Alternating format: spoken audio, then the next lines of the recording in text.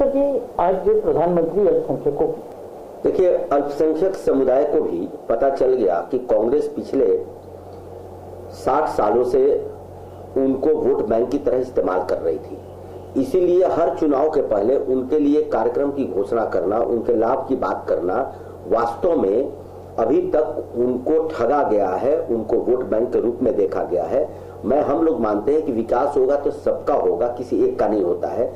आज जिस तरह से अल्पसंख्यक समुदाय के एक व्यक्ति ने प्रधानमंत्री के सामने अपनी पीड़ा व्यक्त की, तो प्रधानमंत्री को एड्रेस करना चाहिए, उसको सुनना चाहिए था। लेकिन जिस तानाशाही रवैया का प्रवृत्ति देखने को मिला कि उस अल्पसंख्यक समुदाय के व्यक्ति को घसीट करके बाहर किया गया, ये शो करता है कि जब चुनाव आता है तो इनको सभी लोगों को गरीबों का, अल्पसंख्यकों के नाम पर, गरीबों के नाम पर, जात के नाम पर वोट बटोरने की फिक्र रहती है।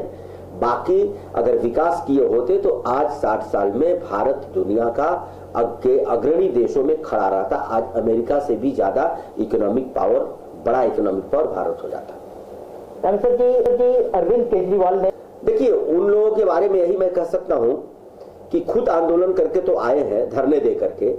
आज धरना दे रहा है, संवैधानिक उसका अधिकार है अगर कर्मचारी, तो उससे बातचीत करके मामले को सुलझाया जाना चाहिए था। लेकिन जिस तरह से तानाशाही प्रवृत्ति और क्रूर मानसिकता का ये लोग परिचय दे रहे हैं, इससे पता चलता है कि बाहर से दिखाने के लिए कुछ और है, लेकिन अंदर में इनका कुछ और है। जिस तरह से इन्होंने एक गृह मंत्री के बारे में, देश के गृह मंत्री के बारे में जो 30 साल से राजनीति में है, उनके बारे में जिस तरह से अशोभनीय टिप्पणी की दिल्ली के मुख्यमंत्री ने, उससे उजागर होता है कि इनके अंदर में कितनी क्रूरता भरी हुई है। ये दिखाने के लिए भोले भाले चेहरे बनाए रहते हैं, लेकिन अंदर से एक तरह से तानाशाही प्रवृत्ति के लोग हैं, क्रूर प्रवृत्ति के लोग हैं। और जनता को जिस तरह से आंदोलन, अन्ना हजारे के आंदोलन को हाईजैक करके पावर में है, उनका सारा भंडा फूट रहा है, पोल खुल रहा है। जनता भी देख चुकी है कि ये लोग एनजीओ चलाने के काबिल तो है, लेकिन सत्ता में आकर भी एनजीओ की तरह चलाना चाहते हैं। जो देश के संविधान के दायरे में जो सत्ता चलनी चाहिए, वो एनजीओ के तहत चलाना चाहते हैं, जिसका कोई रेलिवेंस नहीं है। जिस तरह से राजनीति के हिसाब से देखिए क्या है, ये बड़े बड़े नारे देकर के सत्ता में आ गए। सत्ता में आने के बाद इनको मौका मिला तो इनको उसको प्रूफ करके दिखाना चाहिए था, लेकिन इनसे कुछ हो नहीं रहा है। ये पूरी तरह हार चुके हैं। इनको पता ही नहीं कि जो घोषणाएं की वो पूरा नहीं कर सकते, वो अमल में नहीं ला सकते, एक झूठे वादे करते थे। इसी तरह जैसे आप देखते हैं ना कि इस देश में सबसे ज्यादा अगर फर्जी काम कहीं होता है तो एनजीओ में होता है। एनजीओ चलाने वाले लोग हैं, तो मानसिकता वही है, अपने एनजीओ का हिसाब तो देने को तैयार नहीं है।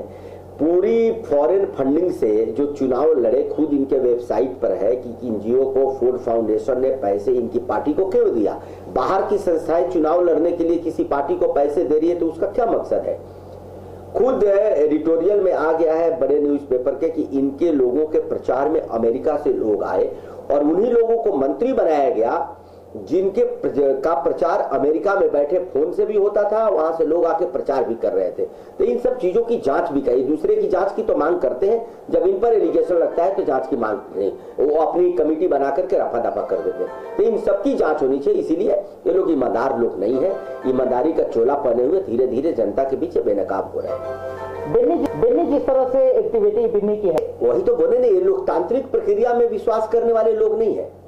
ये आए हैं उसी मानसिकता से। कोई एनजीओ चलाता था, कोई एनजीओ के मार्फत से आए, कोई किसी का लेफ्ट का बैकग्राउंड है, उस मार्फत आए, तो वहां तो डिक्टेटरशिप चलता है। तो ये डिक्टेटर वाले लोग हैं, इनको लोकतांत्रिक प्रक्रिया में विश्वास नहीं है। अगर कोई इनका एमएलए आवाज उठाता है तो उसके ग्रीवांसेस को एड्रेस करना चाहिए, वो पब्लिक के हित में आवाज उठाता है तो उन चीजों पर ध्यान देना चाहिए, तो उसी पर वो कार्रवाई करते हैं। जैसा हम चाहेंगे वैसा करें। देखिए, उमर अब्दुल्ला को भी मालूम, हमने सुना कि वो कांग्रेस से अलग होने की भी कोशिश कर रहे हैं, भले सरकार चली जाए, क्योंकि उनको भी मालूम है कि देश की जनता कांग्रेस को नकार चुकी है और जनता का मैसेज बिल्कुल साफ है। वो कांग्रेस के महंगाई, भ्रष्टाचार और घोटाले के खिलाफ है। इसीलिए धीरे धीरे उनके सहयोगी, चाहे उमर अब्दुल्ला हो, चाहे डीएमके हो, चाहे एनसीपी हो, सबकी भाषा अब बदल गई है और कोई कांग्रेस के साथ चुनाव नहीं लड़ना चाहता है, क्योंकि जो भी कांग्रेस की डूबती हुई नैया के साथ जाएगा उसका पत्ता साफ हो जाएगा। तो जी एक अंतिम सवाल, जिस तरह से राहुल गांधी ने एक बात है कि राहुल गांधी जी को जो स्क्रिप्ट लिख के दिया जाता है वो पढ़ देते हैं और जब कुछ अपने मन से बोलने की कोशिश करते हैं तो बवंडर खड़ा करते हैं, क्योंकि एक तो मुझे तो पता ही नहीं चलता है या तो उनको समझ है कि नहीं है, मुझे आज तक पता नहीं चला और मुझे लगता है कि इस पर कुछ ज्यादा मैं कमेंट्स नहीं करूंगा, उनका मामला है, लेकिन इतना मैं जरूर कहूंगा कि राहुल गांधी जी जो बोलते हैं एक तो तथ्यों पर आधारित नहीं होता है, उनको देश की जनता से माफी मांगना चाहिए। एक जीते हुए मुख्यमंत्री के खिलाफ जिस तरह भाषा का उन्होंने प्रयोग किया है कि क्योंकि उनके पिताजी ही थे वहां जो 84 के दंगे हुए, तो पहले तो उनके पिताजी को उस समय क्यों नहीं रिजाइन करना चाहिए था, क्यों नहीं उनके पिताजी दोषी हुए। खुद कहते हैं कि कांग्रेस पार्टी के कुछ लोग इन्वॉल्व थे तो उन पर क्यों नहीं कार्रवाई करवा रहे। ये तो एक बड़ा संदेह के घेरे में सारी बातें आ गई। खुद आप कह रहे तो आपकी सरकार है तो आप क्यों नहीं उस पर एक्शन ले रहे हैं। दूसरी बात, अगर राहुल गांधी जी, मैं तो मनाता हूं 2-4 और इसी तरह के इंटरव्यू दे दे तो देश की जनता पूरी तरह आश्वस्त हो जाएगी कि इस व्यक्ति में कोई विजन नहीं है। ये देश चलाने के लिए भले कांग्रेस चूंकि उस परिवार से आते हैं प्रोजेक्ट करे, लेकिन अगर देश इनके हाथ में चला गया तो देश का बेड़ा गर्क हो जाएगा। ये धीरे धीरे जनता में संदेश चला गया है।